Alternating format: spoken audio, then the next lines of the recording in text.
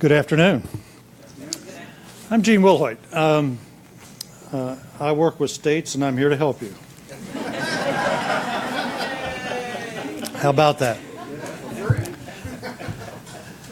All for free, right? No, I'm really here to learn, and I appreciate the conversations that I've had this morning, listened to all the developments that have occurred in recent years, and it's encouraging. I just first say that I'm coming at this conversation from a fairly different perspective than the folks in the room. That is, I've not been deeply immersed in SEL as a discipline. I have not been a champion of SEL over my career, although I've had many chances to bump up against SEL. I've been attracted to it, and as a policymaker, it's an idea or a set of ideas around supporting children that I've always felt is important. So you bring to the table this idea of making this more an integral part of the policymaking process. So I'm going to talk today from a perspective of someone who is just that, someone who's been engaged in policymaking at a state level and at a national level for several years, and sort of give you a sense of how I see some of the developments at the national level, particularly ESSA, fitting into the work that's underway across the country. And I think as most people look at ESSA, they have very different perspectives on it.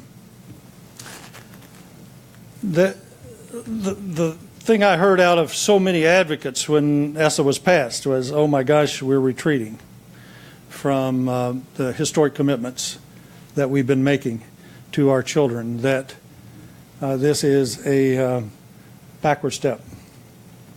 I'm one who disagrees with that. I think we've learned from some recent experiences, not so much of previous law, federal law, but from the implementation of federal law that have created some of the problems that caused the country to be ready for something like ESSA. And so for me, the real difference here is not so much that we have backed away from the commitment, because you can read both in the first statement of ESSA the real purpose here, that dual purpose that we've now said to you, and hopefully everyone in education has embraced. We're about high achievement, readiness for life and success in whatever endeavor a student undertakes, and we're about making sure that this is available to all children. That comes out in ESSA, although the emphasis there is academic achievement still. And that seems to be a focus of this. There are several opportunities that exist within ESSA. But the real shift here is obvious to all of us. This shift from a federal directed, and No Child Left Behind was really a very directed set of federal policies. And it followed increasing federal role from Bush to Clinton to Bush to Obama, and then this sudden break in the way in which we implement.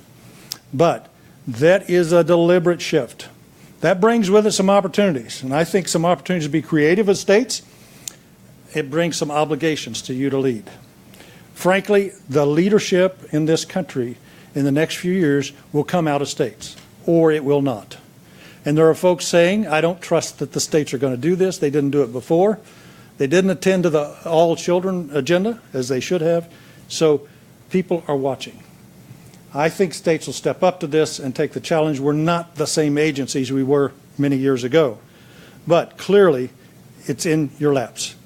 You're not going to see the oversight you've seen from the federal government in the past years. And you're not going to get the guidance from the federal government that you were given in previous years. So there's latitude there. Some people could say that's great, but at the same time, states are going to have to step up and take responsibility. Second thing is that there is this quid pro quo in here.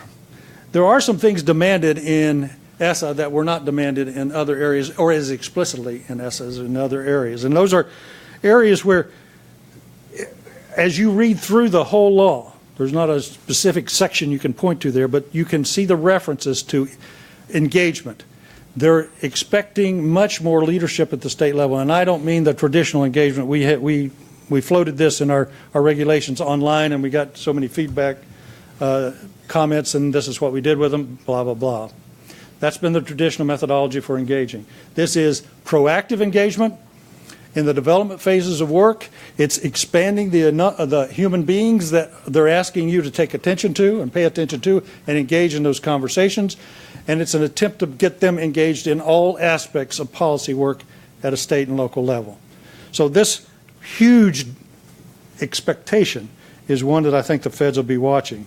But you get a lot of autonomy around things that were confining in the past. So think there are some real opportunities here, and there are more than that I will list today, but just for stimulating a conversation. We're going to, first one here is that you now define success. And I think this is a wonderful opportunity for states. This is a time for you to really begin to think about a definition of what students should know and be able to do in your states. And it's a time to expand the traditional definitions of what you expect students to know and be able to do in states. Every state ought to reflect the knowledge, obviously it's important, the academic learning that students have, but they also ought to reflect the skills that those students must possess and the dispositions in which that those students possess when they leave school. It's an opportunity for you all to get the people at the highest levels, board members and chiefs, engaged in this effort to include social emotional with academic in your definitions. When you get that, then you've got an agenda for the future, because you can always go back to this is what we're about, this is what we want students to know, and make that explicit. Now, in some states you can get by with doing that at a state level, and I applaud you for being able to do that. In some of these states, it sounds like most of you have, quote, local control. But wouldn't it be interesting if even in those states, a state board could say, we're not going to tell you what those dispositions are, what those social, emotional, and academic outcomes are. We're going to tell you the academic. But we expect that every one of you will go through a community engagement process where you will determine that.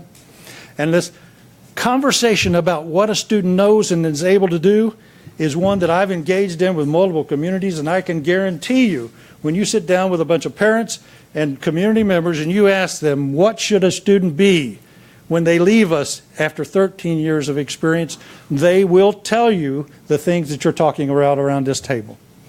Communities will come together very quickly that these social, emotional aspects of learning are just as important and on equal par with the academic learning that students must achieve. And if you can get that into this new direction, this new outcome statement for the state that all the states are supposed to be going through now, right now, either as multiple community activities or as a state-led initiative, and in any case, the state needs to verbalize its positive support for this. And it's not just simply that they're important, but they're integrated and they're dependent, and they must be done to educate the whole child. Secondly, there are opportunities around assessment and accountability.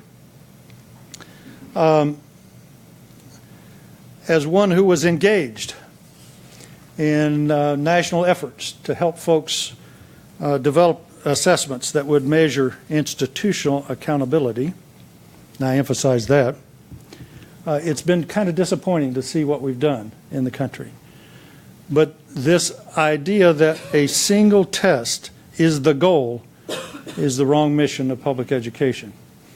That state standardized test is one indicator of how well institutions are doing in the state. I said institutions, not individual children. States have got to get on an agenda to correct this. You've got to begin to think about state balanced systems of assessment, where that role of a state standardized test, and all it can do is measure institutional capacity and validate institutional results. That's all those tests can do, given its current capacity. So why are we using it for student evaluation and why are we using it for teacher evaluation? I cannot understand. But you need to be talking to folks about balanced systems of assessment. Then that leaves room for a conversation about SEL and how it fits into those balanced systems. Not every test is high stakes. Not every assessment, not all evidence is high stakes. And that's where it fits in. These decisions are best made at a local level, at that point of learning, where there's an interactive process and a frequent interaction. That's where this fits into that system. And your danger would be, in one case, that you become a part of that state standardized test. I hope all of you are advocates for not doing that. But I do think institutions at the local level ought to be evaluating themselves frequently against these indicators, and I think students ought to be self-reflecting against these indicators, and that's where you could fit into a really solid state-bound system. Third, low performance. Here's a chance to do some good for the country. The feds did emphasize low-performing schools. They did determine who and the percentage of schools that needed to be identified. They identified time frames, et cetera, but they left the determination of that up to the states. Wouldn't it be interesting to look, does anyone in this room have a state intervention strategy for low-performing schools that has worked? I think it's a real failure. We cannot, as states, walk into a local school and turn it around and sustain that development. So, can we get SEL indicators into the programs for transforming low-performing schools into high-performing schools? Can we insert instruments that could be used, SEL instruments that could be used in SEL schools that would address the environment in which students are learning, the actions of adults, the training of the educators in that system? Those kinds of indicators inside that system begin to get folks to think about maybe there's something more than just simply saying you got to teach math to more kids at a harder rate and faster. It brings the academic, the social, emotional, climate, environment, and capacities of teachers to a task for improvement, and it is sustained by that local community. And that ownership is so important to really turning things around.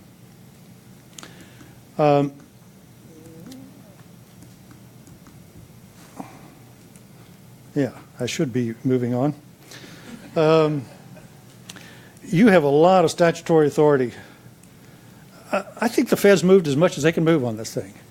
You know, it's kind of remarkable if you step back and look at this. In the law, they provided EdFlex possibilities.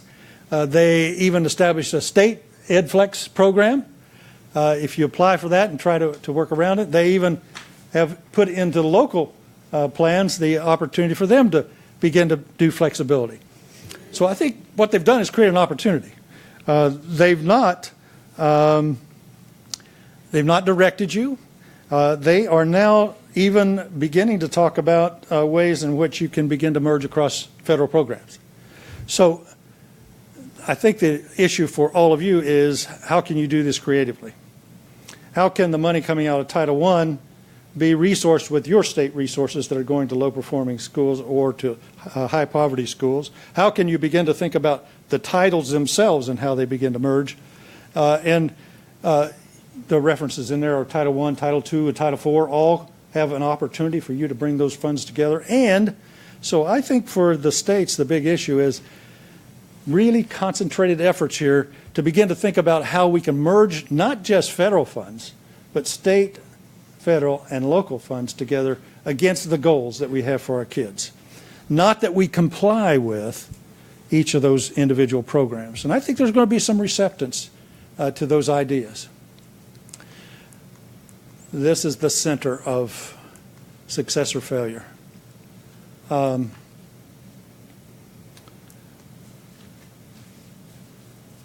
The success or failure of these ideas that we're talking about are totally dependent on the understanding and acceptance of educators of these ideas, and not only acceptance, but their capacity to deliver against them. So many of our efforts fail because we do not provide the high-quality support we need around our educators. And ESSA now has said to you, we're going to let you determine how you use your Title II money. And they've listed a multitude of possibilities under that, but there was no prohibition against other kinds of ideas. And they said that you can even extend this professional development beyond the teachers themselves. There's some reference in there about parent engagement.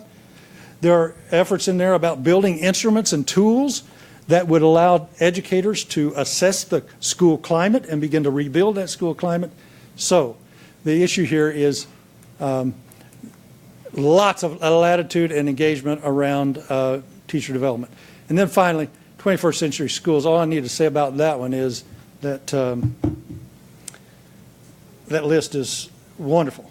And it's right on. It's SEL. It's all the different titles and all the activities.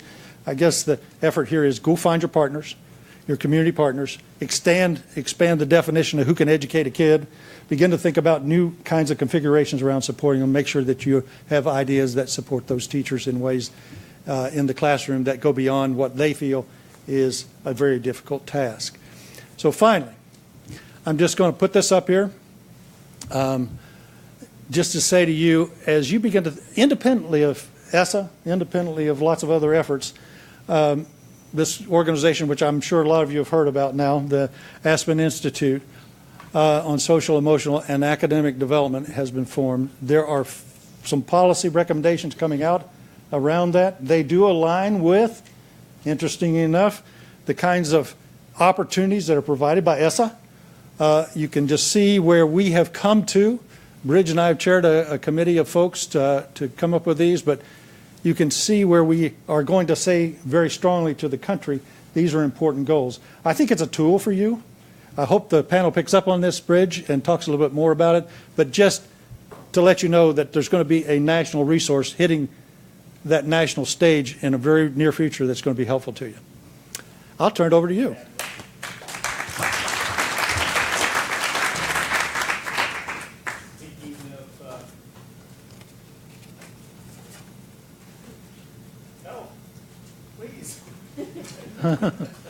There we are. Thank you, Rochelle. You proved helpful already. Speaking of national resource, I just have to say about Gene, it's so thrilling that you're such a strong advocate of the integration of social, emotional, and academic development, given he was a chief in 3 states. Many of us remember the days of his leadership of the Council of Chief State School Officers all across the country, and you'd go in to see Gene, and you could move a nation in a very productive way, and his wonderful work on the National Commission for Social, Emotional, and Academic Development. It's just been such a wonderful privilege to be here this morning and to take these copious notes, which are informing the National Commission's report from the nation, that I just had to thank people again. I wanted to thank Tracy and Jen Nandu of Robert Wood Johnson Foundation. Our dear friend Mark Greenberg, we want to start a movement to ensure you do not retire. We need you every step of the way.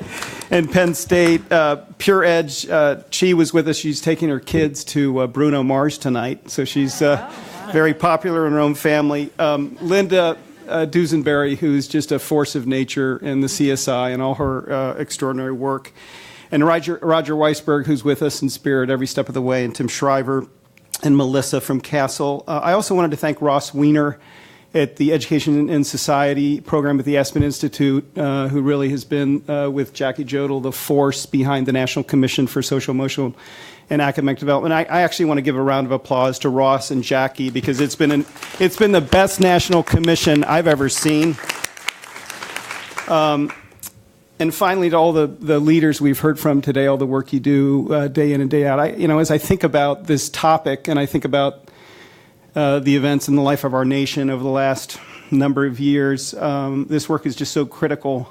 Social trust, institutional trust at historically low levels, a doubling of hate groups since 1999, communities all across the country fraying. And so this work is not only essential for students and teachers and school systems and communities, I think it undergirds and is really central to the functioning of American democracy.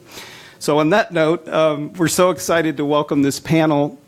I just want to say from a policy perspective, if you're going in to brief the president or a governor or a superintendent, I've almost never seen a public policy issue that has so much going for it. First, organic demand from teachers and principals and superintendents all across the country behind it. And soon on October 17th, we'll be releasing with CASEL this mind-blowing nationally representative survey of recent current high school students and recent high school graduates, showing their unique perspective on their schools and how they view social and emotional learning, particularly as they have the benefit of hindsight when they graduate. and we can't wait to share that with you. Also, the overwhelming evidence that SEL is a booster rocket to everything we already measure in our systems, from attendance to achievement to graduation to attachment to college to employment outcomes. The labor market poll from employers, the 11-to-1 return on investment in terms of this work. And it was Tim Shriver who called me more than a decade ago and said, Bridge, there's this meta-analysis from Weisberg and Durlach and a team showing that high-quality SEL boosts academic test scores by 11 percentage points. So this is gathering sort of storm of hope around the integration of social and emotional and academic development. And we're absolutely thrilled to have three outstanding panelists with us today, which are going to talk to us about the role of states and policy, but basically how do we use all this energy and this opportunity, and as Jean so eloquently said, catalyze it in sensible ways that create the enabling conditions in localities and states to carry forward this work. So Jackie, first to you. Jackie's the executive director of the National Seed Commission, has just done an extraordinarily effective job bringing left, right, and center, people across all sectors together for this report from the nation. Can you share with us, Jackie, how is the Commission using all this energy and this unique opportunity to advance this work, to help the people in this room and those like them all across the country, and what's next? Okay, well, thank you, Bridge. Thank you to all the very people who Bridge mentioned for inviting us here today. As Jen Nandu mentioned in her initial remarks, the Commission began its journey about 2 years ago, and it was very much becoming professional listeners for the last couple of years, really going out across the country to communities that are doing really great work and communities that are frankly struggling with the work as well. And listening this morning, it was clear a lot of the same themes emerged on both ends of that spectrum. So we have an opportunity here where we have collected all of the work that the Commission has done over the last 2 years, and we will be releasing our framework in policy, practice, and research in January. And what this really represents, as Jen said, is a playbook or a framework that really takes this opportunity, this moment in time, and really puts out in front of the nation a collection of recommendations that are really going to move the work forward. Joan Duffel said something really important this morning, and she commented that often policies are implemented, but practices don't always follow. And in the spirit of that understanding of the history of education reform, one of the most important things that this framework does is it really takes practice, and it really identifies practice as central, and it considers policy and research as enablers. And here today in particular, as we talk about policy as an enabler, we have Jean and Bridge who have really driven that framework, and there's a tremendous opportunity within this framework to take that framework and to really drive work at the state level, and that's exactly what's intended with this framework. The Commission really has already like a history or a culture of exceeding expectations. So whereas we initially intended just to release a final recommendation across research, policy, and practice, we importantly went one step farther. And what we did is we identified in each of those areas a drilled down or a more detailed framework in research, in policy, and in practice that are going to be launched at the same time as the national report. So you will see not just a higher level report, which is absolutely essential, but you're also going to see the three elements of that report fleshed out in greater detail, so they are far more useful to those of you who are actually doing this work on the front lines. I want to just mention one final point before I turn it over, and it really has to do with the role of states as a key lever of change. And what we intend to do is really move forward with these recommendations into the implementation phase. And I would argue, sitting in the room here, we've got three great commissioners in the room here with me, but I would argue that it's job number one in the implementation phase of these recommendations to really lead with the policy framework, to start to really move forward to create those enabling conditions, and then at that point to really step back and start to do the work related to the practice and the research frameworks. So with that, I'll turn it over to my... Terrific, Jackie. So Rochelle Engler-Bennett is Associate Commissioner of Student and Family Support at the Massachusetts Department of Education. We've heard and seen so much great work coming out of Massachusetts. What are the opportunities and challenges involved in advancing this work at the state level? And give us concrete examples of what's actually been working and barriers you've had to overcome. Sure. I think that there are sort of quite a number of obstacles and challenges. So I'll mention a few that actually present both obstacles and challenges. I think one that we found at the state level is just the scale, the scope, and the extent of interest in social emotional learning. I think that the opportunity is that sort of as you mentioned, sort of SEL can be a force for almost any goal that that people have for young people and adults. And I think that that we've heard so many stakeholders express interest, whether through the ESSA sort of stakeholder engagement process or just generally. And the challenge is that at times it can be not clear what is and isn't social emotional learning. And there may be some who feel like it is a fad or a buzzword or squishy. So I think that that Massachusetts took this on in a number of ways. One is that we actually had a board meeting around 2016, and Linda Dusenberry and CASEL helped present along with practitioners.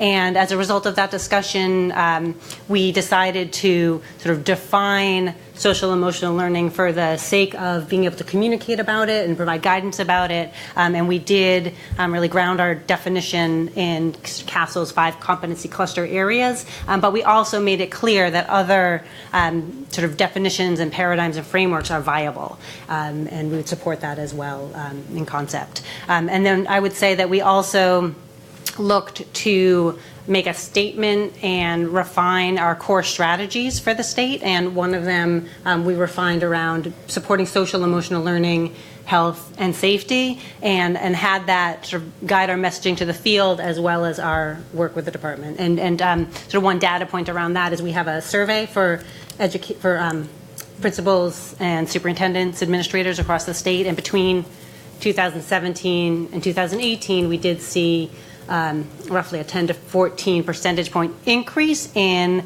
the administrators who said that the department was communicating about the importance of social emotional learning as a lever for preparing students for success, and also in terms of the department providing guidance and resources that help schools to support social emotional learning. I also would offer that participating in the CASEL Collaborating States Initiative offered a fantastic opportunity to learn from CASEL staff and a team of advisors and peers. It also, in both an opportunity to challenge it, sort of brought us to come together to sort of coalesce in terms of a plan.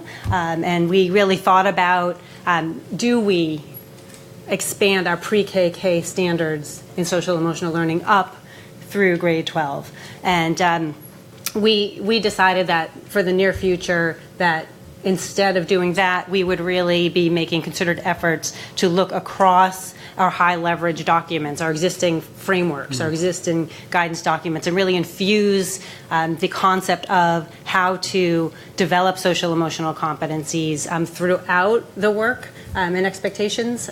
So that's where we landed.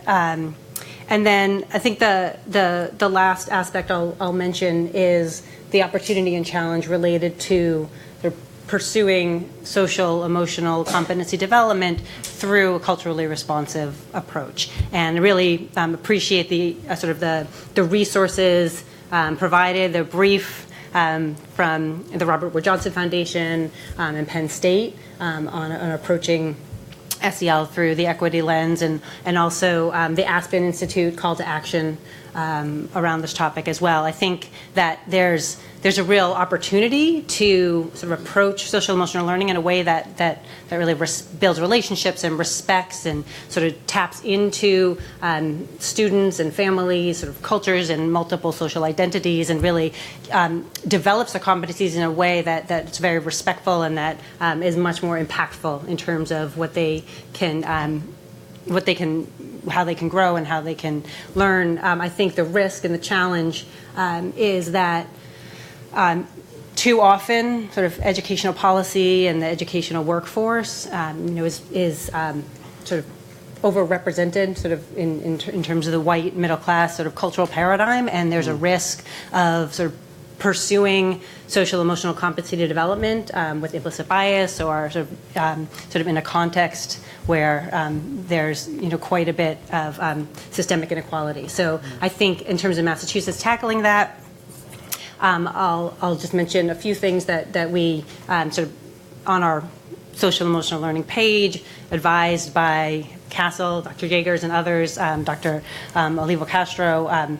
We sort of posted a goal related to cultural competency and social emotional learning. We created a guidance document that focuses on social emotional learning and culturally responsive approaches. We'll be partnering with our Superintendents Association to have a half-day event for superintendents around social emotional learning and culturally responsive practices. We're making efforts to diversify the educator workforce and leadership, just to name a few. Terrific. Thank you, Rochelle. So Charlie gets extra points. He's got his little timer out, and he's about to hit the button for the 5 minutes. Charlie Barone is the Chief Policy Officer at Education Now. He's been in these education reform waters for many decades. And Charlie, I'd like to ask you, given that, what lessons can we learn from the experience with Common Core? And particularly what worked and what didn't in terms of engaging people at the local and state levels. So I'm going to talk a little bit about that. Can you hear me? Now it's on? Yeah, so, and this by no way is, an attack on Common Core. Just trying to learn, in hindsight, right, what we found out about, how that went well and how it didn't. So I'm going to, and I will tell you that, I laid out some things ahead of time when we talked, but being here today, getting to catch some of the speakers before lunch and talking to some of you, y'all are ahead of where they were on a lot of the things we're going to talk about, but I still think that they're worth flagging. I worked with Tim and Roger back in New Haven, when they had this vision for SEL, and it was kind of a pie-in-the-sky vision back then, and it's just really exciting to see that vision that they and others had realized here with the commission and everything else. It's just fantastic. So these are just sort of, things to look out for. One is, I think Common Core was a little too focused on what we used to call in the research world proximal versus distal variables. I don't know, Mark, do people still use that term? So I haven't been. You better explain it. I haven't been in either the SEL or the research world for a while, but basically it means, distal are like things that are farther away from where you're trying to have an impact and require intermediary things to happen along the way before you have the impact that you want to have. So Common Core was very focused on, they had a goal. They wanted every state to adopt the standards, and that's where a lot of the energy went. From the beginning, they paid a lot of people money to do, because comms people are going to come at you all the time and tell you how they can sell whatever it is that you want to sell to everybody. And you might want to save your money on that sometimes. And they didn't focus enough on the proximal things, the things that actually have to happen in classrooms in order for those standards to be achieved. In fact, they ignored some things that happened along the way. So things like, professional development and curricula and having the right assessments. And, again, listening to speakers here, hearing folks talk, hearing Jackie emphasize practice here, that's the right way to go. And you just have to make sure that happens on the ground. And it's the same thing with an ESSA plan, right? An ESSA plan is something that's pretty far away from what's actually going to happen in a classroom. So everybody needs to be focused that the practice things that Jackie and Ross and others lay out actually happen in classrooms. And Vicki Blakeney of Renton, Washington, I don't know if she's still here, but she was on an earlier panel, and she talked about how she's trying to fit standards into what happens on the ground. Second thing is values. You're going to have people come at you, and it's already happening, on that this is somehow about values, that you're going to inculcate children with liberal, socialist agenda items and brainwash them. And I was talking to Jim Vetter of SEL Alliance in Massachusetts, and he was talking about, you know, some of the things he's seeing that are already happening. He's got a grassroots group that's working on this, and that sounds very encouraging. I don't think Common Core had that kind of thing, as far as you were telling me, this early in the game, so that was fantastic. Also, you know, with others, there are different cultural attitudes around what might go in the realm of mental health, right? So, you know, there's a white culture, there's an Asian culture, there's a black culture, all different ideas about the veracity of, you know, mental health as a practice, about what kind of help is best for helping someone who's going through something, about what you share with people outside your home, about what's going on in your personal life, so you're going to have to be attentive to that. And then the third thing is sort of what I would call clashing priorities. I mean, Common Core was happening at the same time that there was another push by a lot of the same people to do teacher evaluation. And they sort of wound up killing each other, right? The assessments, particularly that they came up for Common Core, particularly Park, are getting wiped out. And so is the teacher eval stuff. They sort of clashed, and, you know, it's a long story. I think some people exploited that situation for political purposes, but did it particularly well. You need to watch out for that. And what I worry about, and, you know, I'm kind of old school about this, is SEL and school climate clashing, because they're being bundled together in a lot of ways, and they're very different things. They have a different evidence base. It's a different level of analysis in a lot of ways. SEL, you're very much talking about an individual. You're presenting brain research that's mostly based on things like impulse control, managing emotions. You don't have that in the school climate literature yet. You don't have that kind of research base. And, you know, Bridge alluded to this in his opening remarks. We got a really serious situation out there with things like race.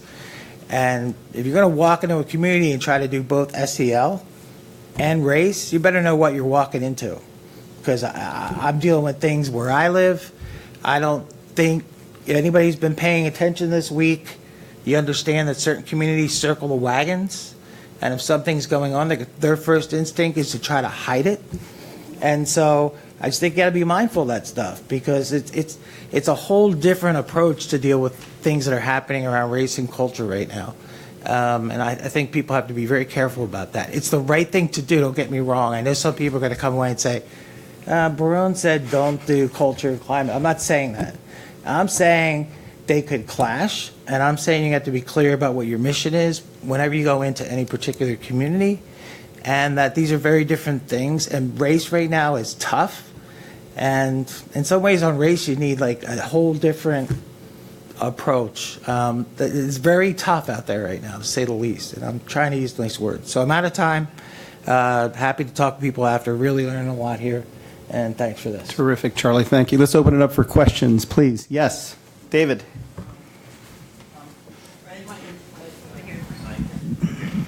Hi, David Osher from American Institutes for Research. Thank you all for the panel, and thank you this morning for the really great work I learned about.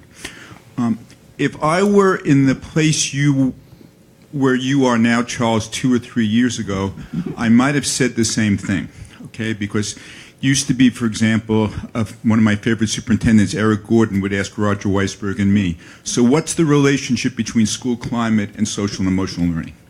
Good question, and I think there's always risks of there being mush. Let me try to address it, though, because thanks to Jennifer and Dew and Robert Wood Johnson, we were asked to convene a set of expert panels and do lit reviews to try to figure out what the relationship between school climate and SEL is and can be. And let me try to frame that relatively quickly, but to say, on the one hand, culture and climate could be just a big bucket of everything.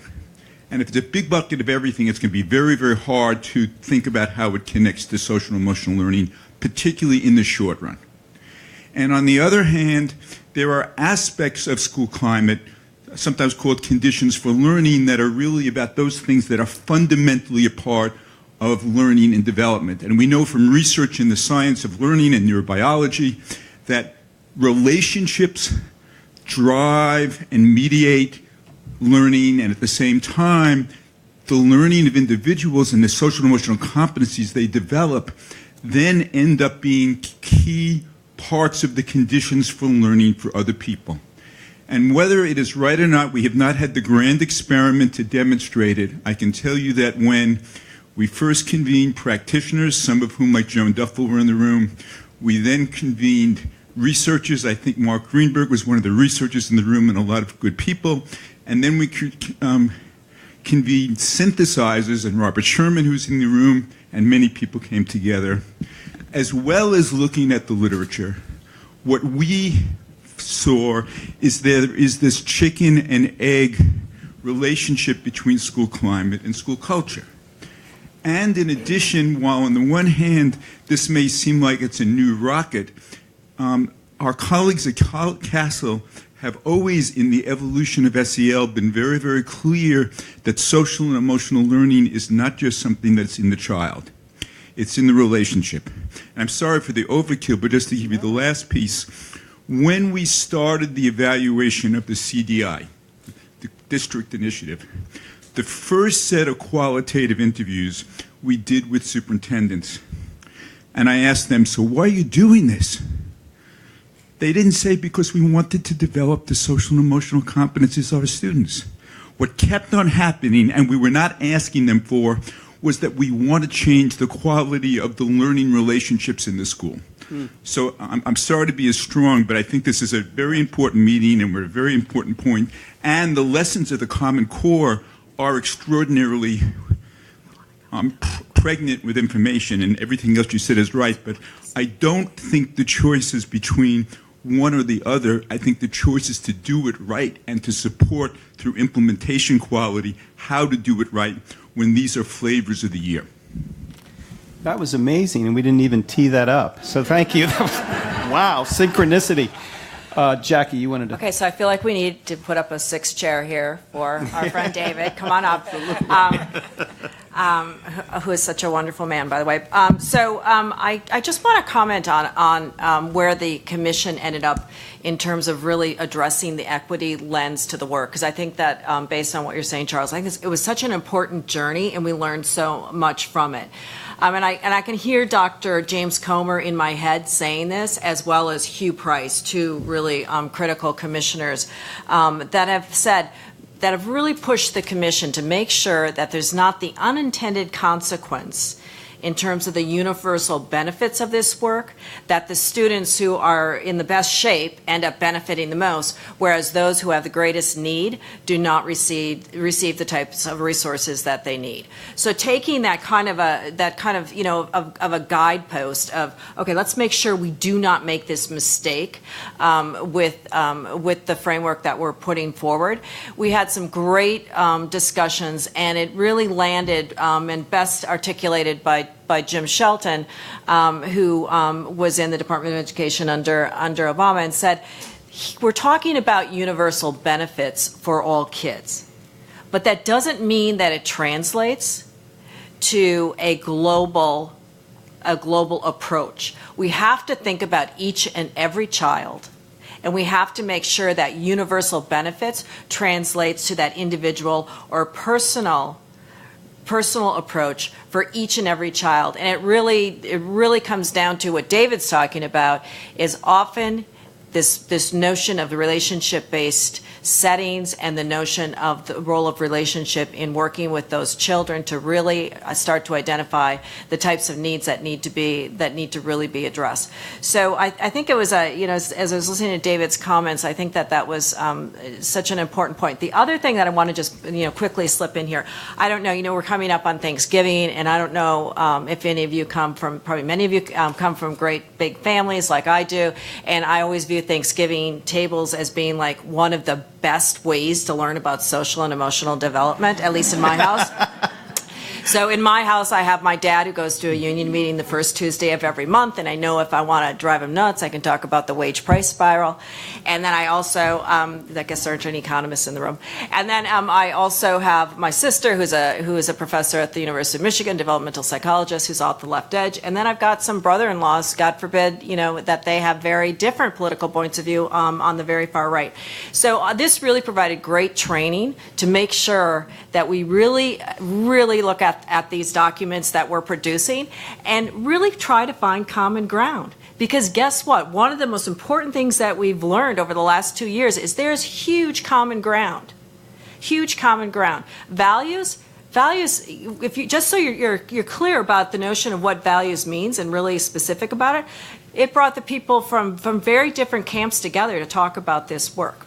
So in sum, I'm almost quite, I think I might even be over David's conversation here, but just in sum, so one of the most important things we did is made sure that we opened up all of our work to the different sides of the political spectrum to make sure that we could identify the common ground and then drive the recommendations forward in that common ground. That's good. Other questions? Keep them coming. Mark Greenberg, I see your... Oh, yeah, John. So,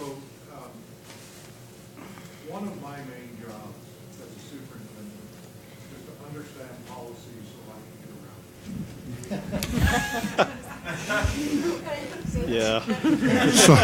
get around. So one of my jobs as a superintendent is to understand policy so that I can get around the policy and do what's best for my students.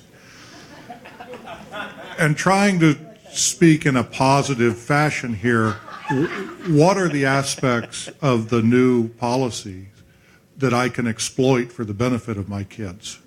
And what should I be looking for specifically within these changes that will, because policy is generally written to the middle, and it's generally driven by those, in my state, it's applied along the I-5 corridor.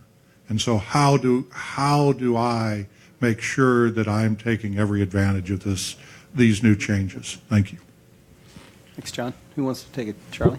I mean, one thing that, not to get too sciencey, but, one thing that underlies this is there's a fight in a lot of children's heads, particularly their adolescents, between what's called their amygdala and their frontal lobe, right? Their emotions and their executive functions. And that's a very important developmental milestone, to learn how to have your executive functions be the ones that decide how you act and even how you think, right? And kids get in a lot of trouble when the emotions flood their frontal lobe and they don't make good decisions.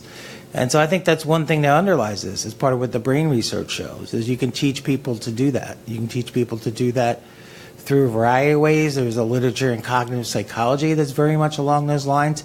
It would be to your benefit in your school to have children who are better able to do that. They'll be able to set goals better and meet those goals. They'll be able to manage their emotions better, and it's a lot of times it's managing emotions that leads them to get in trouble. It's not the only thing. Things aren't that simplistic. Nothing is.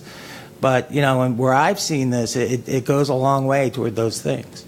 And there's a lot of people out there that know the principles underlying this, including the commission, and I think people can walk you through that in a pretty straightforward way. And I think it's something that appeals to parents, and even the kids I've seen do this get it, that they understood they were getting in fewer fights and they weren't getting sent to the office. And maybe they found out that drama wasn't always the funnest thing in the world and that there are other fun things to do.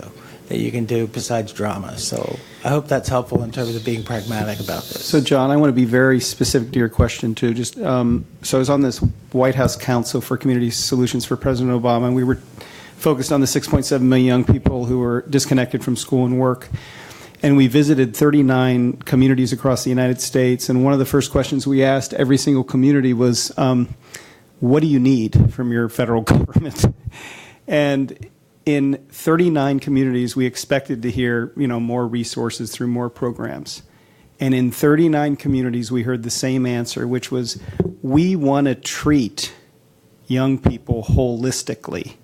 But because of the way these federal programs are created and structured and got from governance to accountability, we can't. And so one of the recommendations, Gene and I and Jen and the team, really based on good input from people like you and others, is that creating much more flexibility in the use of resources that enable you to use those funds to support young people and the systems in which they function more holistically in exchange for some kind of measure around some kind of outcome, because there has to be some accountability into the system. So we actually, one of our recommendations in the report is directly addressing, this challenge that we've heard all over the country and this frustration. Policy comes down and, how do we do a workaround? So we're trying to make policy a little more attractive and on your side. Gene, you want to? Just one other aspect to this. There's an entity between you and the feds. So even though you can read into the new federal legislation a number of opportunities, and I would think you're almost able to do whatever your creativity leads to now, given the combination of the new law and the current federal oversight situation. The lack thereof, yeah. So I think it's important, and the second aspect of this is that I have noticed tremendous acceptance of these ideas and by school districts, school teachers, administrators. So this conversation between district leaders, you, and state officials is really critical right now. I think having just real, frank, sit-down conversations about this new environment and what we as local districts, and I would take a bunch of my friends with me, means for the state, and ask the state to take a serious look at what they're doing that would inhibit local ability to be creative about some of these ideas. Remember, we've been conditioned for a number of years about how a state acts and who sits at a state level and what they do.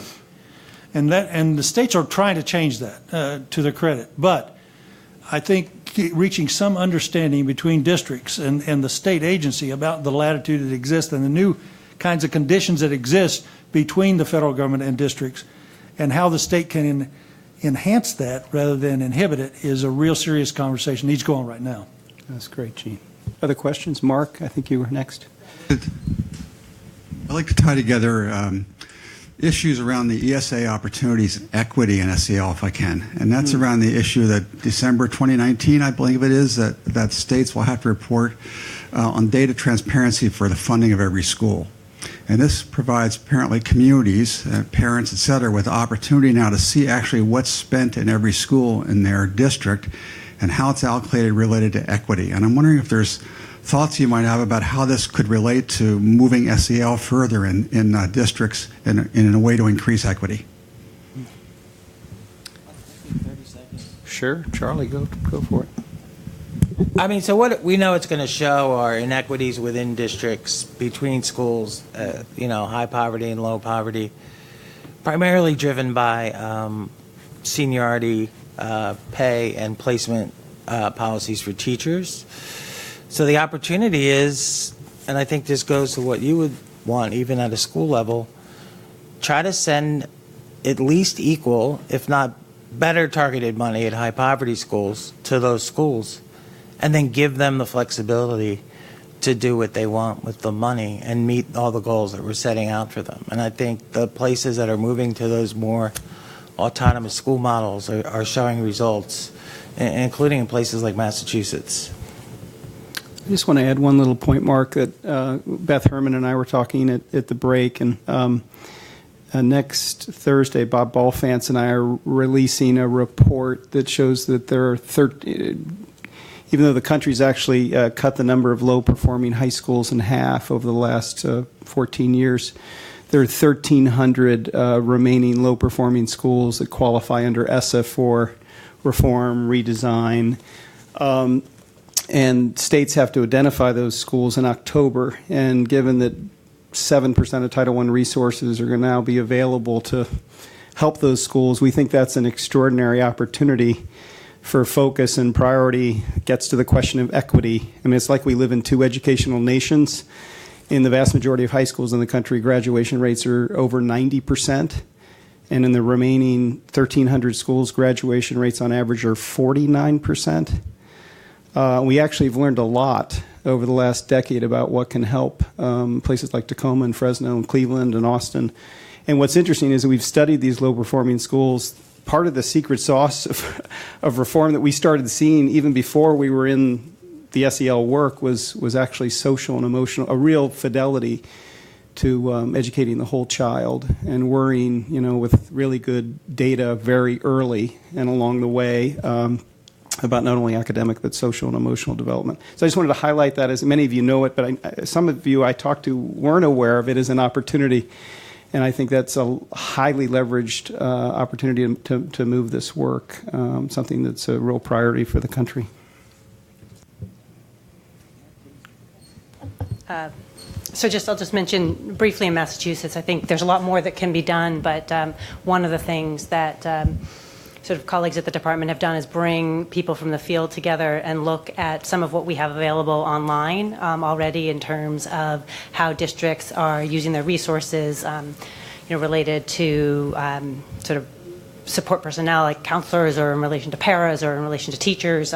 All kinds of expenditures are available to be compared across communities online, and so we've done some work called Equity Labs, where we've brought people together in relation to some of the student learning experiences reports and other data that's available that shows disproportionality in a number of ways. So to look at the data and then compare it to other communities' use of resources, and maybe consider whether it would be helpful to reallocate resources within the community to better serve students, informed by the data. And I think there's certainly more that can be done around that too. Very good. Other questions? Yes. All right, Jen, she's pointing for you to go first, Jen, so you go ahead. All right. Thanks, Olga. So we've been thinking a lot about, especially this week, the intersection of low-performing schools and the 7%, student improvement plans in general, and the opportunity for the quote-unquote non-academic indicator, very poorly named, and the 36 states who have taken up chronic absenteeism, and the 8 states who have taken up school climate, and the four that overlap. So I'm just wondering if you all have thoughts on that, and what could be supported in the field that would actually help to sort of advance the conversation for whole learner development strategically versus strategically right now. I don't want to talk too much, but I just want to say quickly, in this report, it's called the Great American High School Campaign, because a generation ago, or decade ago, we stigmatized schools by calling them dropout factory high schools, and sort of awakened the nation to the fact that there were 50% of the dropouts were found in just 15% of the schools, and that was a productive thing to do at the time. But now these places are in the most economically and challenged place, in a lot of the places where actually the election was flipped. So it has huge implications for the country. And in this report, there's actually a pretty comprehensive plan of action that outlines what do we know, what do we need to learn more about, what don't we know, and creates these structures to go into local communities, do needs assessments with schools and districts. And actually a lot of the flavor of what I heard that you're doing around SEL is what's being envisioned in terms of a national campaign to really focus like a laser on these remaining low-performing high schools. And there are already a number of, there are 25 chiefs that have emerged to work with people like Jamie and Bob Balfance and others that are working together. So there's some energy around it, Jen, and you can take a look at our report. But Gene or others, you want to respond? Now, clearly, this is a point of hurt in most states right now, so you're going to get attention to it, particularly with ESSA, the emphasis that this is something that we're going to watch very closely. So I think Nick's first point about early engagement and setting up some process within states for a requirement of early engagement of broad-based communities in the determination of why are we in this condition, what do we want to do in the future, how do we see our problems, and then I think, of course, marshaling resources around that conversation. And again, just to be repetitive, my sense is that getting SEL indicators into the analysis documents that are being used to determine problems and issues in the community that informs those community conversations is really important. And I think states often, out of mission and out of intent, have assumed it's their responsibility to turn these schools around. We don't have the expertise and skills. So wrapping inside that some sort of requirement that they seek expertise and support from outside organizations that help them through that process, facilitators of learning in those communities. So it's not a magic bullet here, but I am convinced that the country needs new models here. And there are very few examples where states have been able to deal with low-performing schools. You'll see, I guarantee you'll go back to most states today and find the same schools on those lists that you saw 5 years ago, despite a lot of state effort to turn them around. That means we're doing something wrong here, and we need some new models. So I think this community could be really instrumental in helping states figure out what that new model is. And it's heavily dependent on broad-based student engagement, professional support for that faculty, leadership within that school supported by outside expertise. Amen. Yes. Go ahead. Olga Costa-Price. I'm from Center for Health and Healthcare in Schools at GW. It's been a fantastic day. You mentioned, sort of the importance of educating the whole child and the development of the whole child. And although I recognize that we're really talking about the promise of ESSA and ESSA being an education policy opportunity, many of us would argue that the development of the whole child isn't simply an education responsibility, that there are many other child-serving sectors and sectors that have some responsibility for that. So to what degree do you think there are opportunities or examples of ways to broaden this conversation so that the potential solutions aren't simply identified within the education sector, but in the alignment potentially across multiple sectors to fully embed what we're talking about in multiple systems? Wonderful question. Who wants it? Jackie, you want to take it?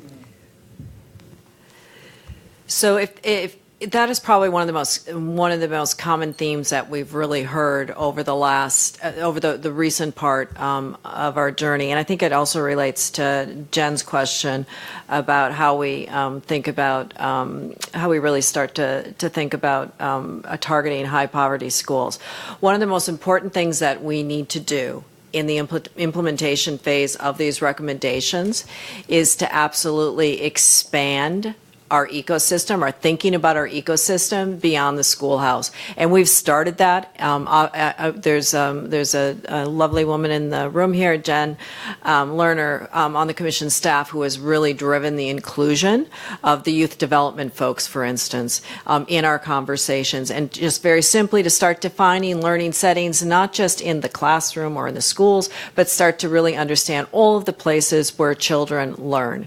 The next phase is to absolutely absolutely expand the notion of learning to development, not to get too theoretical, but to understand that children are learning and developing in many settings, and we need to start to align the systems. I think that from the perspective of the work of the Commission, that absolutely involves starting to facilitate, to connect, to mobilize all of those different sectors in a very deliberate, intentional way. So I would argue, and I will be arguing, in the next several months, that we need an activation strategy for high poverty schools, where we really start to go in and create the mechanisms, and it can't be at the state level. I would argue, from what everyone has taught me over the last 2 years, that it really has to be very community driven and be very cross sector driven. Absolutely, and that we really need to make sure that we don't fall prey to that unintended consequence that Dr. James Comer has been, whispering in my ear for the last 2 years, that we make sure that we address the needs of those students who have the highest needs in the work. And short of an actual, targeted approach, to very deliberate approach to looking at high poverty schools in certain communities, to start with an activation strategy. Can't think of I haven't heard a better idea yet, short of actually, getting in there and starting to move ahead in those communities. Thanks, Jackie. So Roger Weisberg is not only with us in spirit, he's actually on the telephone line with a question, I think. Well, we actually don't have telephone lines for our live streaming, but so I'm going to give you Roger's question. It's great that our dear colleague has been listening all day. He says, CASEL currently works with 25 states in our Collaborating States initiative. What recommendations do you have to work with the remaining 25 states to advance students' social and emotional and academic development? Great question, Roger. Charlie, you want to give it a whirl? I just want to, hey, Roger. Miss you, man. I really miss you. Everybody here misses you. We're thinking of you, okay? This ties into something I've been thinking about, which is come up earlier.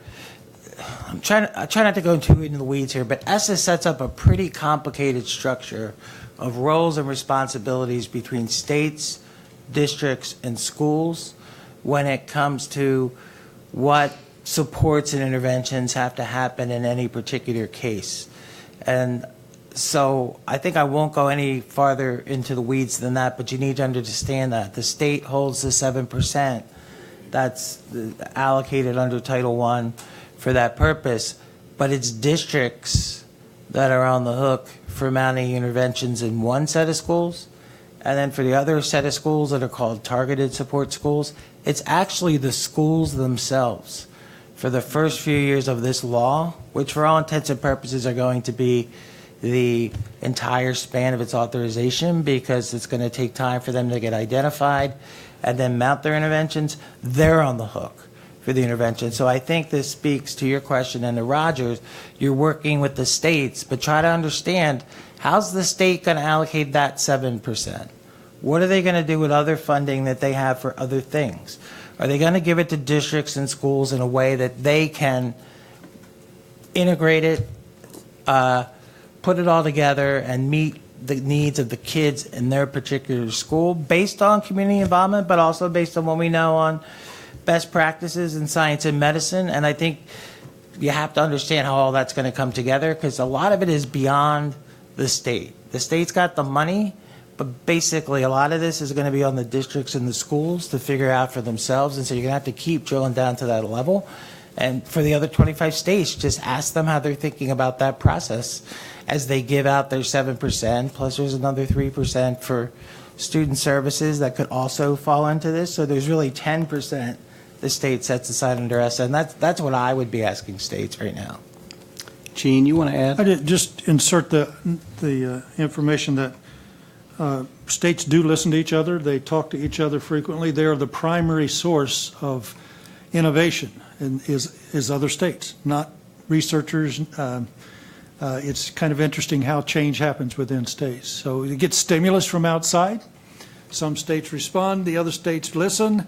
They bring issues up. We're not quite ready yet. Those sorts of things, those conversations occur. So I think the role of these intermediaries in rolling out to the next 25 states is really important. That is, and some are in the room. Chiefs for Change are sitting back here in back, and then the council's here. I saw Carrie, board members are here.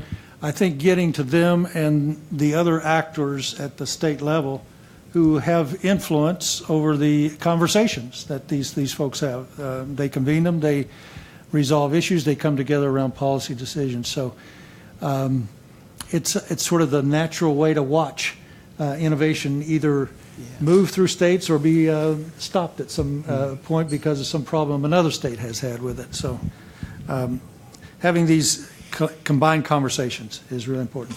That's great. Thank you, Roger. Yeah, please, Rochelle.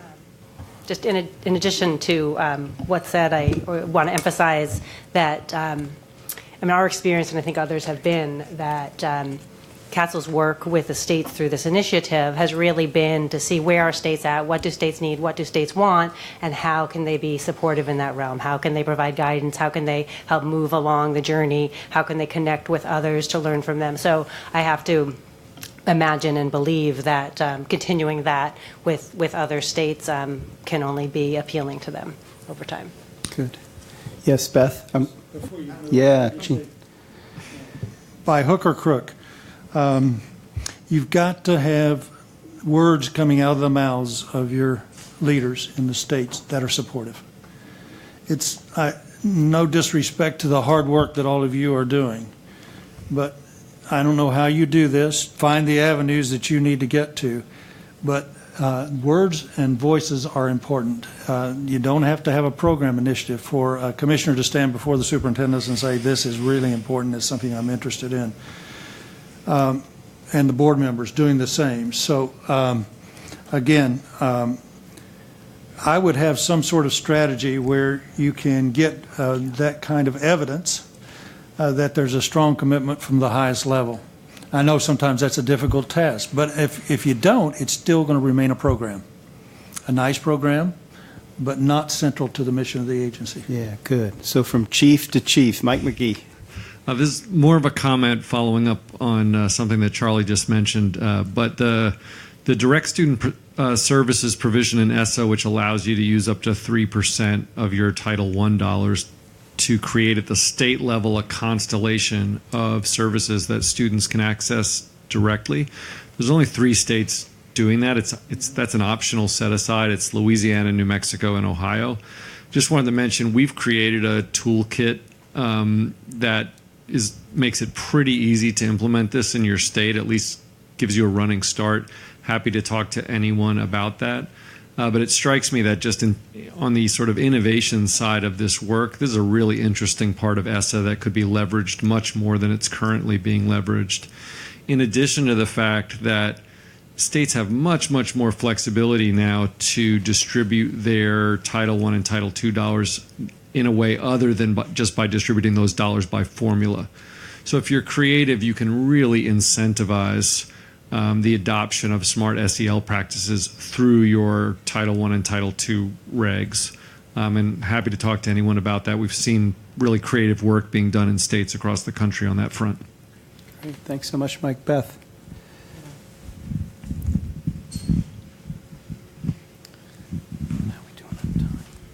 So I think this also speaks to Roger's question a little bit, because for them, they're looking at those 25 states that aren't in the CSI, and then I'm looking at those districts in our state who aren't already on board. And I think it speaks to provide, and policy's great, but I've been in some of those really, really difficult schools that are going to show up on this list. And it's a matter of preparedness and readiness to move forward, where many of them are not able to do that yet. So we can go in there with all these resources, but if they aren't ready, if they don't have the readiness to do it, which could mean a number of different things, it's not going to matter what we throw at them. And I maintain that some of that readiness is knowing that they're not in this alone, and you were speaking to this in the back, that most of those schools that are going to probably show up in that list are coming from marginalized communities, that schools are not by themselves going to be able to address the difficulties that some of our communities have between people of color in the police department, for example, or the disparities between jobs and resources.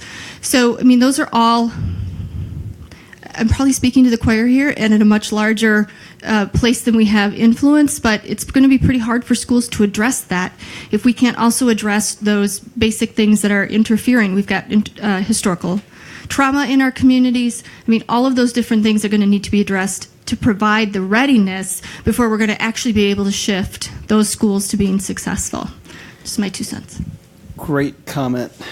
Any reactions? We've done a little work in this area of readiness, and I agree with you totally. They have to be ready, or we could have massive failure and setbacks on this. But I think it'd be wise to, if I were in a position now at a state level, I would begin to think about what are the readiness criteria that we would accept or we're going to bank on as being appropriate for moving things forward. What are the prerequisite steps that one needs to take in order to get ready for that? So readiness, in my mind, is almost a multi-staged kind of activity. If you think that getting or supporting teacher collaborative networks would help build the capacity of teachers to understand what you're talking about and inserting in that and supporting teacher collaborative networks as opposed to full adoption of SEL, I think that's a good move for some communities. Because later on, those communities would have greater capacity to move ahead. There might be other kinds of things in the way of readiness, as you've identified them. But I think working on those deficits that are identifiable and being patient about it, I know that's frustrating, but it's better to move them along in those early stages and find resources and supports behind them, and then ask them to take that next step toward readiness. It would, in my mind, be a better move than simply pushing very hard on all adoptions. Okay. All right, Charlie, sure. You know, this is a little political, but I think one thing you have to face up to is that in the schools we're talking about, in medium to large-sized districts, the school leaders in those schools do not get to pick their own staffs. They cannot put their own teams together to address the kinds of things that need to be addressed. Teachers are assigned to them, other staff are assigned to them, and they've got to work with whoever's assigned to them. And that's not the kind of situation most of us are in our own jobs. Yeah, to some extent, sure. Are there people we work with we, would rather not often, but, for our teams, we're basically able to put together the kind of teams we want. And I think before school leaders are able to do that, it's going to be very hard to just say, we're going to more or less randomly staff schools based on seniority, and the ones with the most seniority get to choose where they go, and then everybody goes where they land, and that we don't have equity between schools because their inequity is driven by those pay schedules and those placement policies, then we're not going to get there. Those teachers, as principal or school leaders, should be able to hire their own team and pay them more if they want to. And if they need a mental health person, they should have the autonomy in their budget to say, you know what, you can't tell me how many teachers I have or what. I'm going to hire the teachers I need and a mental health person or a nutrition person if there's a diabetes issue, whatever. And I think until we get there, all this is going to be really, really hard to do. So we're running short on time. I'd like to give each panelist 1 minute to share anything that they've been anxious to share and haven't had the opportunity to, or a closing thought. So starting with you, and then we're going to end with Jean. So starting with you, Jackie, is that okay? Sure. My closing thought is one of the most important things we will be doing in the next few months is reaching out to many of you to help us get to this next phase of implementation. It's going to require, more than a village. I mean, to end on the somber note of Charles, I mean, it's just there's some really tough issues out there that we need to overcome, and it's going to require, a movement that's based on collective action. So thank you again for today. It was a great opportunity to talk about the work. I'll close on emphasizing the importance of prioritizing sort of the goal of student support and success, but but not forgetting the importance of developing and enhancing adults' social emotional competencies, and that's adults working in the schools. It's adults working at the state level. It's adults supporting the state level. I think we can't forget that. And then lastly, I'll just say it's been an honor to be a part of this and to learn from all of you today and continue to do so. I'm really encouraged. I don't know if I've been to, we just got familiar with all this work recently, all the things that are coming together to make it work. And, I'm not trying to be somber, but what I'm trying to say is when we go from nice words in a room like this to trying to do the things we say we want to do and we sincerely want to do, there's some hard things you got to do out there. And I think as we're all learning this week, again, I'm partly in politics, so I'm going to say it. If you see something, say something. And that's where you start. Thanks, Charlie. Sort of a repeat of some of the earlier themes. Everything now, with the easy work is done. We have folks committed to the initiative. Implementation is the work ahead of us. So I think keep together, build research around your work so that you have evidence of effect, and share with each other. Become a community that is learning, and we'll depend on you. Not to leave you with that kind of a challenge too much, but we really will depend on what happens in every one of those states out there to see if these ideas, which we think are very solid, can really prove to be the next direction of public education. Wonderful. Please thank this extraordinary panel.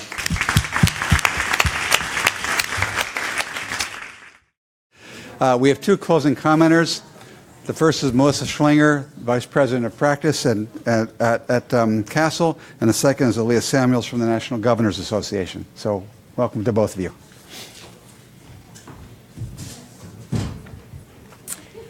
Good afternoon. Thank you all for staying through to the end. When Mark first asked me to give the closing remarks, I thought, closing remarks feels like it should be important and inspirational. I'm like, half the people will be gone by then. But I see that you're all here, so thank you for sticking with me. As you all know, I'm Melissa Schlinger. I'm the Vice President for Practice and Programs at CASEL. In that capacity, I oversee our partnerships with districts, which have been mentioned several times today, as well as all the resources and tools that we create to share the learnings from those partnerships. I think most of you are familiar with the CDI, the Collaborating Districts Initiative, but just to put us all on the same page, this was an initiative that launched in 2011 in partnership with AIR and 8 large urban districts to ask some really important questions in 2011, before people were really talking about this. The questions we were asking were, what does this even mean to do a systemic approach to SEL, which is really different than a programmatic approach or a skills sort of instructional approach, but a systemic approach. How do we infuse SEL into the complicated systems of an urban school district? What does that mean? The second question was, is that feasible? That was literally the second question. Is that even a thing that could be done? And the third question was, if you can do it, what happens? Now, AIR had much more articulate questions, but that's how I think about it. What does it mean? Is it possible? And what happens if you do it? So to answer that first question of what does it mean to do that, CASEL and AIR and the districts themselves developed a theory of action, which has become CASEL's district framework, which I mentioned earlier. It was really designed to understand what are the 10 areas of key activities of implementation that you would have to do if you were really going to put this into the systems. Things like, I mentioned earlier, a communications plan, things like standards, things like professional learning plans, things like continuous improvement, all the different areas that you would want to infuse SEL. How do you infuse it into academics, into your hiring, into your teacher evaluation? So we developed that theory of action, and we started with these 8 districts because we figured we better start with 8 because we're going to lose at least half of them. So we weren't really that confident on question number 2, is this feasible? Knowing what we know about large urban districts.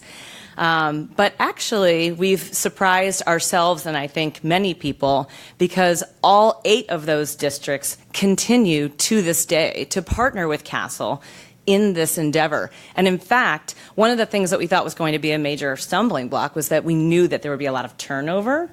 And in fact, I haven't done the math in about a year, so it's definitely more than this. The superintendents of those 8 districts have turned over 25 times since 2011. Yet their momentum and their implementations of SEL in these large urban districts has sustained itself.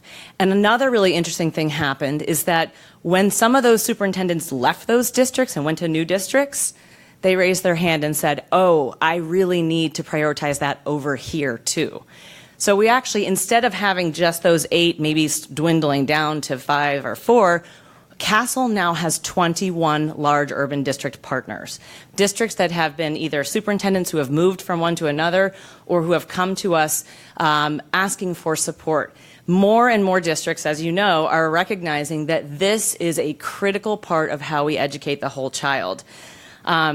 Bridge mentioned earlier, and I'm not going to go into it again, all the research that's come out in recent years to help people realize how important this is. The meta-analysis he mentioned was a critical turning point in people understanding this is not something that we do simply for its own sake, which many might argue, myself included, that's a good reason, but it also is a really critical lever towards improving other kinds of outcomes beyond social and emotional competence, like attendance, like graduation rates, like reductions in suspensions, like improvements in climate, and like academic performance. And he mentioned 11 percentile point improvements on academics.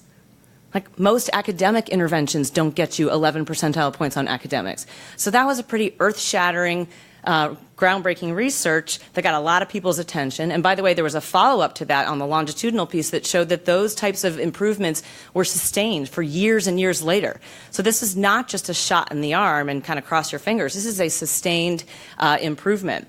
And beyond the meta-analysis, he mentioned that the return on investment, the Robert Wood Johnson study that I love, talking about the 20 years later, those kids who had strong SEL competencies, the life outcomes that we see in those students. This is a real turning point in our understanding about how to educate the whole child. There was also a mention about workplace preparation. This is what we're hearing from employers, right? I don't know if you all saw that study that Google did to try to see what are the characteristics of their most successful employees. And they looked at 8 qualities. The first 7 of them were SEL competencies. Number 8 was STEM skills at Google, right? So the employees who were most likely to be successful and advance in their work had strong SEL skills and actually changed their hiring practice so that they were more likely to hire English majors and humanities majors rather than just focusing on STEM majors. Not to say that's not important, but it's really, I think, telling about what kind of people we're trying to create, civically engaged and strong partners and employees. So all that research has changed how we are looking at SEL, plus the research that AIR did with these 8 districts showed that, in fact, while not overnight, we've seen gains in all those areas: attendance, behavior, academic performance, graduation rates, and those continue. So we're excited about that research, and we're also excited about the boom in this country in this space. We also learned a lot along the way about our own understanding of that theory of action, and we've actually recently taken a look at what have we learned along the way and where did we go wrong, or maybe not wrong, but what had we not given enough priority to. And there's a couple of things that have emerged over the years that we are getting ready to sort of release a updated theory of action that includes some really important advancements. And we've also done a much better job of describing what does it actually mean at the school level. There was a lot of conversation in here today that also made me realize, gosh, I wish CASEL had a big communications team. We don't, which is why you're not aware of a lot of these things. But Quinn, if you could just turn on, I do want to show you this one piece. It's not up on our website yet, but it will be shortly. This is hot off the press. These are the 10 key indicators of school-wide SEL. As you all probably know, I don't know if you can see that well, but As you all know, people are accustomed to seeing CASEL's wheel with the competencies and the rings. But a lot of educators look at that wheel and say, oh, okay, so what does it actually mean? What am I supposed to be doing to achieve that? How do I build those competencies in the classroom, in the school, and with families and communities? This list of 10 key indicators, this is what you would actually see in a school that's doing school-wide SEL.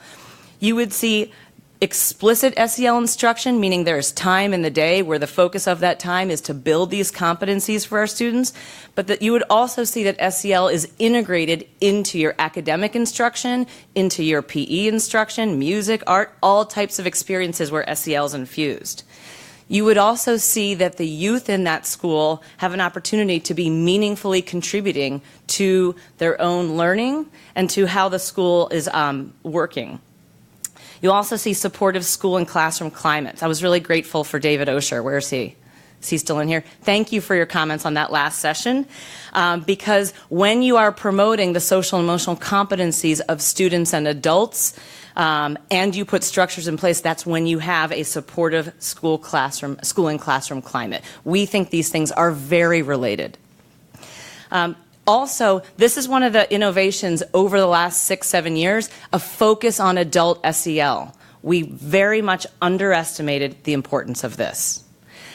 This is one of the most critical pieces to sustain SEL, is that the adults themselves have opportunities to build their own competence, to build relationships with each other that are meaningful and supportive, and to intentionally model social and emotional competencies for students. That piece was not part of our original theory of action, but that's something that we have learned time and time again, and now we're seeing more districts who are a lot smarter about that. Supportive discipline. This is a key piece as well, recognizing that discipline, when there is conflict and there is behavior issues, that there are ways to approach it that promote the social and emotional competence of the students. But again, it takes social and emotionally competent adults. So instead of zero tolerance policies or rewards and consequences only or exclusionary practices, we're using opportunities to really promote their social and emotional competence so that they are returning to the learning environment quickly and actually developing long-term skills. A continuum of integrated supports was also mentioned. Here we're talking about MTSS, so the multi-tiered system of support. What am I doing for everyone? And what am I doing for the kids who need more than that? And what am I doing for the student who is really needing especially more? Somebody mentioned that laundry basket problem. Organizing into an MTSS framework can go a long way for helping with that laundry basket problem. Authentic family partnerships and aligned community partnerships, these two things were also underemphasized in our early work that we now recognize are critically important for educating the whole child. And also a system to continuously be looking at the data and improving. So I wanted to just make sure that we can all see, what does CASEL mean when we talk about school-wide SEL? We mean these 10 things. How do we do that? That's what Beth was talking about. So in January, we are releasing nationally for free to everyone a guide for schools on how to do these 10 things. And it takes you through a process so that you understand that you don't just start right here. There's actually a process that's recommended that's based on what we've learned, a process where you have an SEL team, who should be on that team, how are they representing the diverse stakeholders, and then what does that team do to provide the professional learning, to establish goals, and to go through a process that over 3 to 5 years gets you here. This is not something that can be done in 1 year. It's not something that can be done really deeply even in 3 years. This is a long game, which is a lot. It's difficult for educators to think the long game because we do have a lot of turnover and we're looking for quick results. But I would also correct one thing I thought earlier that I heard is, while we know it takes 3 to 5 years to really do this well, you can actually see some improvements almost immediately. Anybody who's really done any serious work on any one of these areas will begin to quickly see changes in the environment that you can tell without even assessing. We can see reductions in suspensions pretty quickly. We can see improvements in climate pretty quickly, and we can see attendance go up pretty quickly too. So there are things that can be done that can get us data right away, but the long game is really where we need to be thinking. So a couple of these things I want to just also mention because I think are so important for this state work is this youth voice and engagement and the adult capacity piece, these are two areas that continually are bubbling up as critically important. And by the way, super important in our efforts to achieve equitable outcomes for kids.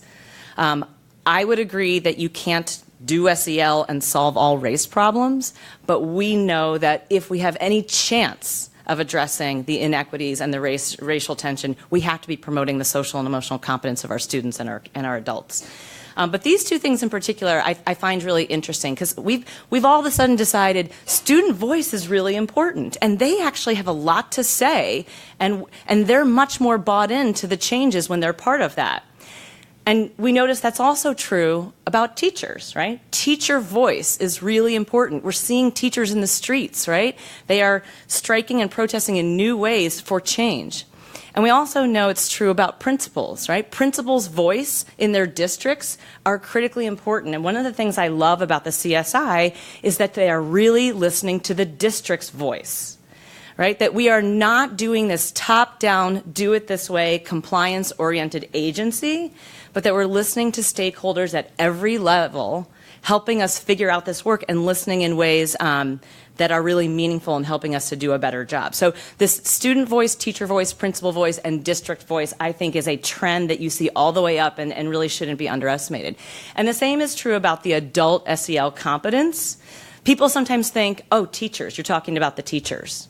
Well, yes, but we're also talking about all the people in that school building. We're talking about the security guards, the cafeteria workers. We're talking about the principals. And do these principals have their own competence, and do they have a chance to work with other principals and develop strong relationships? And we're also talking about the central office staff. Do they have the social and emotional competence so that they can run their staff meetings and their cabinet meetings in a way that models SEL competence? And are they given chance to really collaborate with each other and work together on a team? Same is true for the superintendents. When the superintendents own this work, when they feel like they need to work on their own social and emotional competence and they have a community as well, we see that that can go a really long way as well. And I even said to Linda the other day, there's also this thing happening, not just at the district level, but at the state level. It's almost like a organizational SEL. So instead of like adults, you're really thinking about the entire organization is getting better at listening to stakeholders, at working with each other. I mean, that's what the CSI is all about, right? Engaging our stakeholders, lifting their work up, and working well with each other. This organizational SEL that's evident in the state work is really just representative of everything that we're doing all the way down to the student level. And for me to sit here and watch what's happened over the last several years and see where we are here with 25 states, it's really exciting and I'm very hopeful. And even though it's only 25 states, we know that there are states that are not in that 25 that are doing great SEL work. They are not formally in the CSI, but I've been sharing articles with Linda. I'm like, look what South Dakota's doing. Look what this state is doing. There are states that are doing great things too. So we are above 50% for sure focused on SEL. Which gives me a lot of hope. And I feel like, I'm sure everybody could stand up here at any given time in history and say, now more than ever, but really, now more than ever. As someone who lives in Chicago and is, watching at the edge of my seat this trial with Laquan McDonald and Chicago Public Schools, and all of our partners in our community are affected by this, not to mention our nation, there's a major issues with social and emotional learning, with empathy, with understanding each other in our communities that are sort of at the bottom of all of that. And also, I grew up in this area. I'm a graduate of Holton Arms School, which has been in the news quite a bit. This news story too is all about social and emotional learning. It is all about understanding each other's perspective, true empathy.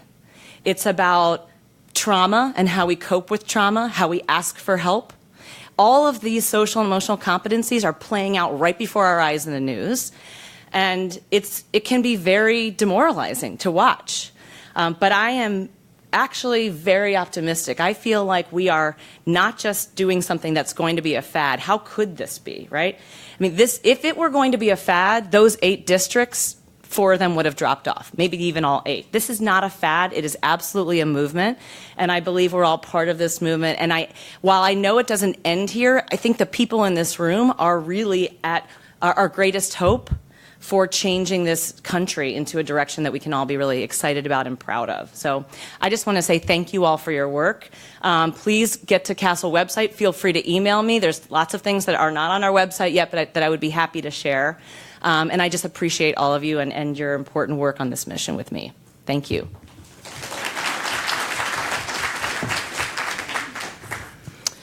And on the vein of being empathetic, I realize I'm the last voice before happy hour or flights home or trains home or just mentally checking out. And so I will be brief and try to honor the time. These mics are always hard because I'm tall. Is there a handheld that I can use? That way I'm not. Actually, being tall is a facade. It's the heels. Thank you. Yes, that's much better. So my role today is to talk to you a little bit about the national perspective. Can we actually put that down for just a second? That's going to be like the ta-da. I'm amazed to see David here and Jen here because we were just in LA, so we're all jet lagged. It was a really great 2 days of meeting, so good to see you here as well as we continue the charge. So I want to give you a little perspective on the national level and where we are with this, not just social emotional learning discussion, but the whole child. Just going to level set and give a little political background for those of you who are not in this every day. There's 39 gubernatorial elections across the nation. We have over 70% of legislative seats that will also change in November. So 39 gubernatorial elections. Over 70% of legislative seats are also up for election, which also then means there's going to be new chiefs. So at every level of education policy in a state, there's sure to be change. And so we recognize that there's a lot of opportunity. With that, where does Whole Child or SEL come in? About a year ago, our division launched a new strategic plan, and Whole Child is one of our 5 initiatives. And we got asked, are you sure governor's offices care about Whole Child?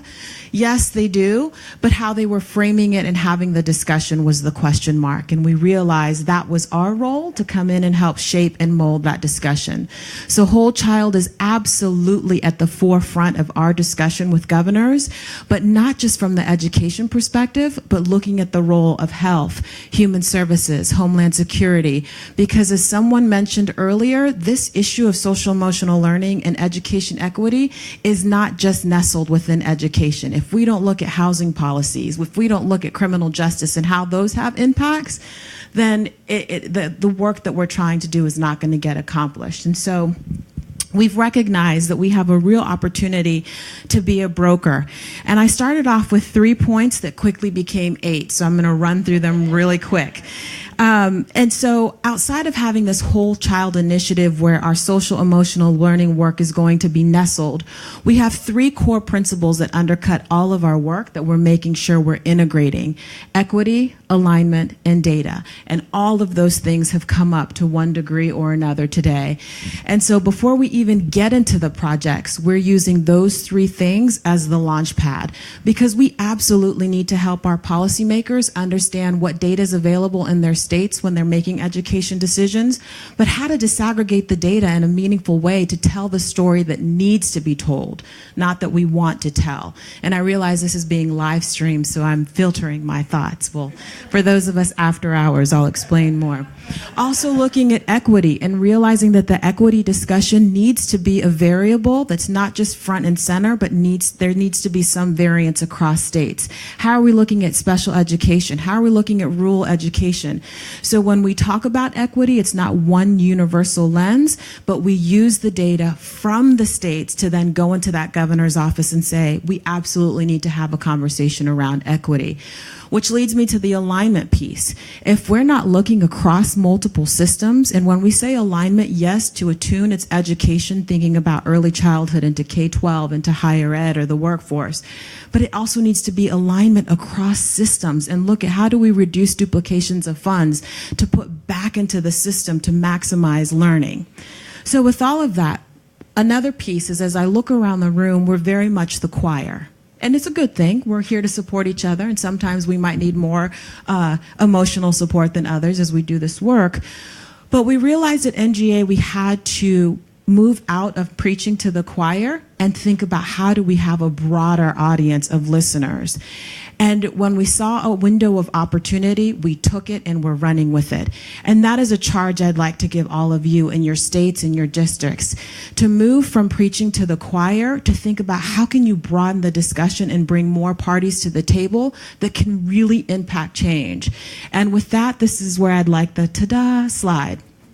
I'm going to give a little bit of background. So in February 14th, there was a shooting in Parkland, Florida. And one of our very close colleagues, Dr. Bob Runcie, who was at the Aspen Commission workshop on equity, which thank you, that was fabulous. He went through a massive, massive change in his leadership. He never expected to be on the ground walking over the bodies of dead students and teachers. It was a real aha of what's going on. But what happened after Parkland was a catalyst for us to really elevate social emotional learning. This is not my slide. This is a slide that comes from Perry Plummer, the Homeland Security and Public Safety Officer for Governor Sununu in New Hampshire. So they have been going through a lot of school safety work, and what we saw was within a 24-hour period, 19 states reached out to NGA to say, we need some help on school safety. And not just looking at building facility and security, but how do we fundamentally change the school climate and culture so that we can understand the profile of a shooter, so we can understand the kids who are at risk. And with that, it elevated the social emotional learning discussion. Who knew that school safety and such a tragedy as Parkland would be the catalyst to help us talk about social emotional learning across health, Homeland Security and Public Safety, and now education? So we took that opportunity. In May, Perry Plummer spoke to 45 Homeland Security officers across the nation to tell them how they're addressing school safety. And here we have a former police chief who is, I mean, if you talk to him, he's very like to the point. And he said, you know, when Governor Sununu came to me and said he wanted to do something about school culture and climate, and he wanted me to talk to this woman, Scarlett Lewis, whose son was murdered in Sandy Hook, about social emotional learning and choose love, he said, I thought they wanted me to go to the school and give out hugs. And of course, all the Homeland Security advisors laughed. But at that point, he said, I didn't recognize the impact that social emotional learning has in addressing so many of the challenges that we see within and out of the school. And so we've been doing a lot of work across divisions to elevate SEL as the #1 intervention to address school safety. Yes, there's other things we need to talk about and a little policy around gun control that we don't touch, but SEL is a real opportunity to address so many of the concerns. And so when I say, as you go back to your states or your prospective roles and think about this work, think about what other constituents and how you can be a broker to elevate the conversation. Because we all know that SEL is the root at strong instructional practices, strong leadership at the school level, and this is coming from a former principal. It really does matter. And so as we've been able to broaden the conversation, we have also done some work around chronic absenteeism. We did another cross-divisional webinar with governors' offices, letting them know in every opportunity that we can beat the drum to say you've got to look at this across systems is where we're going to get maximum change. Another piece that came up today is you talked a lot about the policy side, but I don't want us to forget the advocacy side. And Jen and David, I'm sorry, I'm going to use the same analogy I used earlier this week. We have to mobilize our advocates now more than ever to be that echo chamber, to create the reverberations from what we know is good practice on the ground level, all the way up to the policymakers to begin to make that change. And if we don't help create that echo chamber, the conversation is going to continue to remain in this contained environment. So, also going back to integration of partnerships. So as we recognize, yes, there is a certain level of devolution at the federal level. Now more than ever, there's an attention being paid at the state level and to governors. How do we maximize this very short window of opportunity, to Melissa's point, to really pull that lever for change? And how we're doing it is by the partnerships across Homeland Security, health, education, talking about how do we really think about that strong whole child, but then also thinking about how do we bring in partners and move from a very insular policy support role of NGA to thinking about how do we bring in Aspen's recommendations? How do we bring in and elevate the 25 states that are in the CASEL, in the CSI initiative? How do we elevate that state work and actually showcase the models? How do we bring in all the new chiefs and all the new governor's advisors to think about how can you work together to really create this change? And so as we think about how to leverage each other's work, it's also getting a clear understanding of what we're all doing, which is why these types of meetings are really great. We get emotional support, but we also learn to greater degree. And then one thing, it's 3:01. Man, a last point. To Charles' point of see something, say something, it's also the time for fearless leadership, where we have to understand and recognize that we can't continue to take the same role as educators, as parents, as a community that we have taken. We fundamentally know what's best for kids, and it is time to rise up, take the research, take the policy opportunities, take the support of this room to really create impact and change. So in my 1 minute over, I want to leave you with a charge to, as you go out, don't go out feeling hopeless, because sometimes it's really hard to do, to not have tangible next steps, but to recognize that each of us have our concentric circles of champions and supports that we can activate. And how do we do so in a meaningful way? I've already talked to Mike, to Rob, Jackie's on the speed dial, to know, you know what, there's an opportunity to do a webinar where we can talk about what these 3 states are doing and how to elevate those pieces. So as you see that opportunity, understand that there is a small window, take it and run. So with that, have a great weekend and thank you.